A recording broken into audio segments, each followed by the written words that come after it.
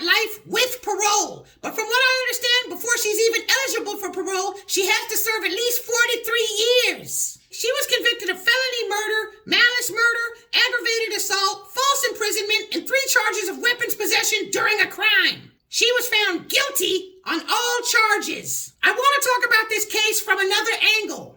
This case, its charges, and its sentencing is one of the most important of our lifetimes because it generally showcases crime and punishment without bias. This is a preview of a very real future that is on the horizon. I believe the legal system operating in this exact fashion will become a normal thing in a very short amount of time. I noticed the most important detail of this ordeal is mostly being discussed as a bad thing. The fact that the family isn't making it about race. Under normal circumstances, we don't like black victims' family members getting on camera saying it wasn't about race. But in this case, it kind of works. For whatever reason, at this particular moment in history, keeping this a cut-dry example of crime and punishment that just so happens to involve white-on-black crime is going to benefit us. There is an energy here. There's something that's speaking right below the surface that's too quiet for panic to hear. Before I go further, let's be clear. It most certainly was about race.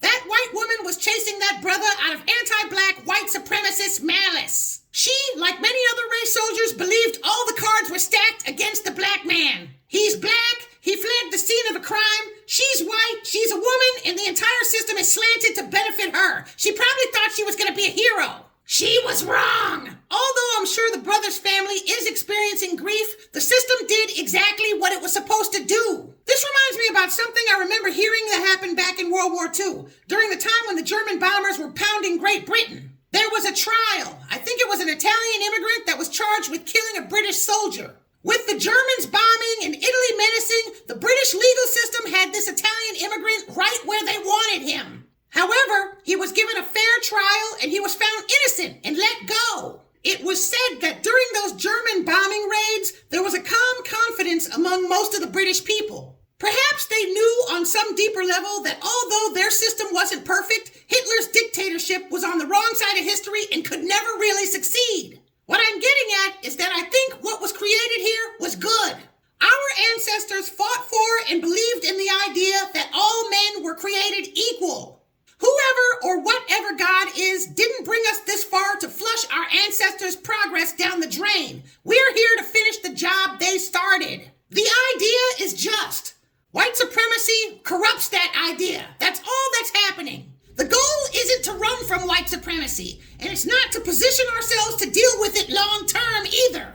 Our goal is to destroy white supremacy once and for all. If we are to interpret this case properly, we recognize it as a glimpse of what's to come. There's a great deal of indication that we are literally just a few years away from the end of the white racial order in America. The quickest way to get there is to make certain that Joe Biden is not re-elected.